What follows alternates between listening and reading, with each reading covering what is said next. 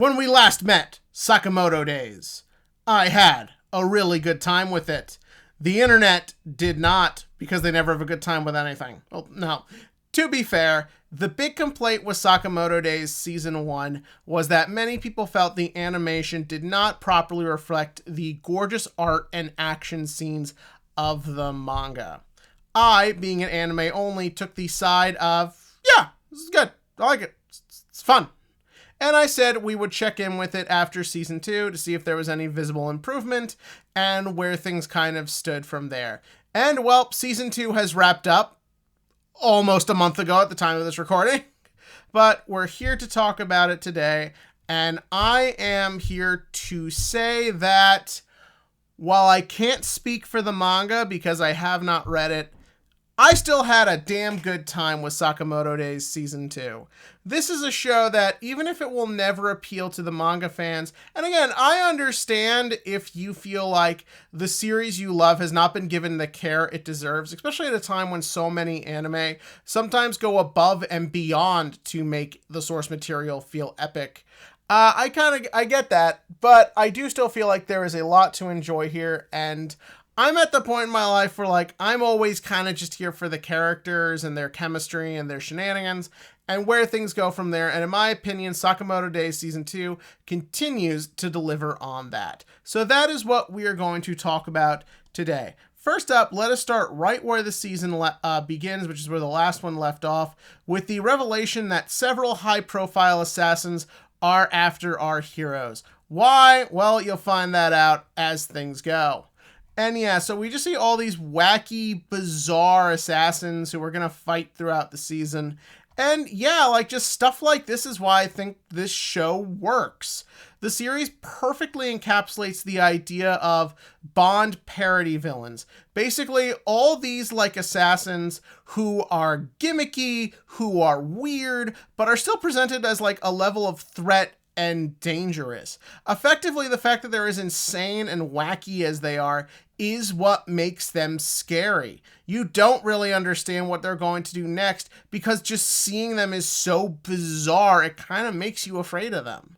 And I think nowhere is that better shown off than when Shin and Lu fight the one assassin in the, I believe it was just a regular other convenience store or something. But what I liked about this fight was there's a very strong suddenness to it. Everything just kind of happens and just, like, shit is on.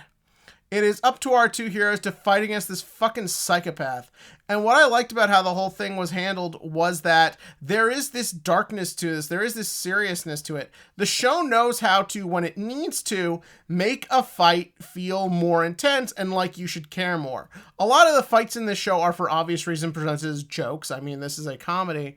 But in a fight like this, the way they make everything feel so serious and so no thrills and so no nonsense kind of does give it the intensity it needs for you to get into it. Shin and Lu are in a lot of danger right now, and Shin really does need to access new powers. Now, obviously, when Lu goes into drunken martial arts master mode, there is some goofiness there, but I still feel like it felt within the scene to where that would just be kind of how anyone would perceive what was going on.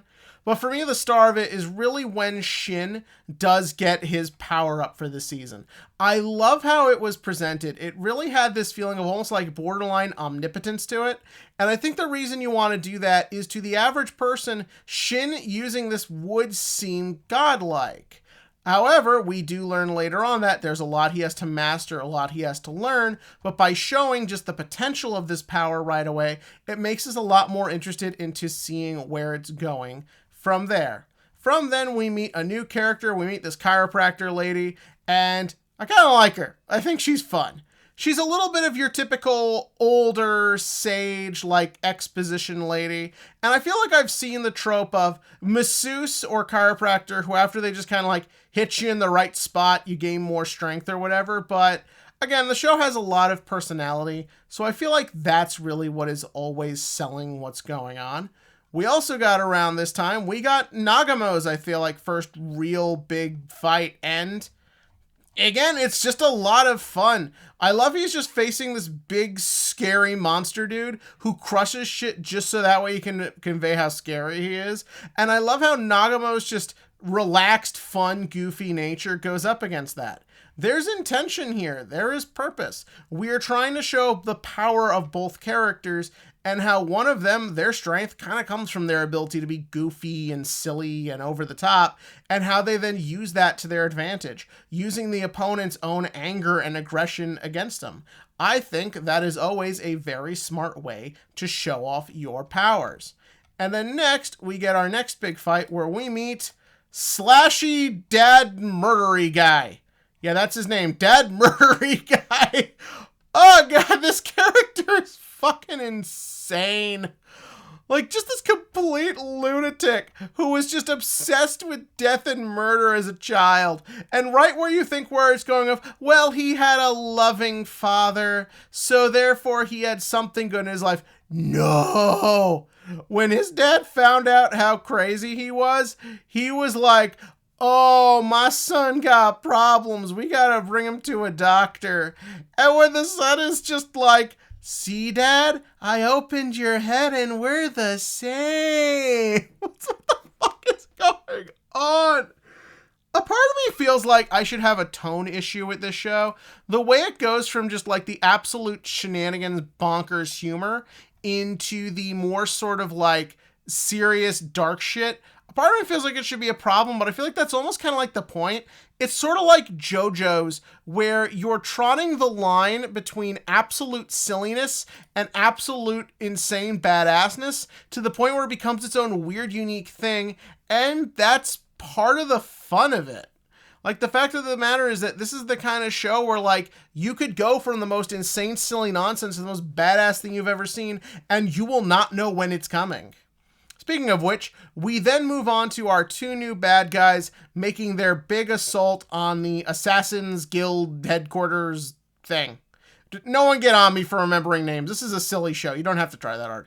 And this is just straight up badass. Watching just these two go and just fucking wreck shit. And then when our heroes show up, they're not really a match. Sakamoto can't really keep up with this guy. Neither can Shin. Again, showing the difference in power level and the danger of the threat, in my opinion, is one of the most important things in action scenes. It really conveys the strength of these guys, and it conveys also the mystery, and it makes you want to know more. Afterwards, we then move on to what becomes the majority of the rest of this season, which is basically a big, like, training camp, sort of like they gotta go after their assassin's license. So they get on a plane, which is part of the test where they gotta kill each other for bullets. We meet just this fun, cute girl character right here. I enjoy her for just more than I should. She's a lot of fun. And then it just turns into like Sakamoto and Shin just trying to go on this thing and like become assassins so they can get more information. But things get derailed very quickly, which is good because I was wondering how long this whole thing would go. As our main bad guys, i.e. Mr. Big Deerhead, that's what I like to call him, they send a dude who is under, I guess, hypnotic suggestion to go kill them. And again, the show does a perfectly good job of showing this guy's power. It shows his strength. It shows his threat level. I also like the way it takes advantage of the fact that he is not conscious. So therefore, Shin can't read his thoughts. So our heroes are down one of their strengths. Also the fact that, again, because we saw how strong those two bad guys were when they attacked the headquarters, we know their threat, so we know the danger of one of them using their strength and as well as taking someone's free will away to make for the perfect combination that perfectly counters our heroes. But they, of course, get through this bad guy. I really like the bit where the Sakamoto simp lady learned that was Sakamoto and then lost her entire desire to simp for him. I thought that was just really funny. The fat jokes in this show can get a little old at times, but this was one I really thought worked. And then it ends with, it is time to infiltrate the school, which Sakamoto is not allowed to do. So he is given one of Nagamo's magic disguises, or whatever you want to call it, to look like his wife. And seeing his wife being all serious, badass, and stoic for the little bit we see before we cut to the end of the season, it's kind of turning me on a little. That woman is hot. There is a reason Sakamoto gave up assassination for her. So, yeah, that was Sakamoto Days Season 2. This was not an intelligent, in-depth discussion. This was just me having fun with a show that I have fun with. I feel like I did more than a good enough job in the first season video of saying what I like and what I don't like, so I am allowed to just sit here and enjoy the anime and share with you all what I thought. But in the comment section below, give me your thoughts on Sakamoto Days Season 2. Did you not like it? Did you not like it? All that good stuff. And as always, click to like, click to subscribe, and join me when Season 3 eventually comes out so I continue to want to goon for Sakamoto's wife, who is actually Sakamoto. This is a weird show.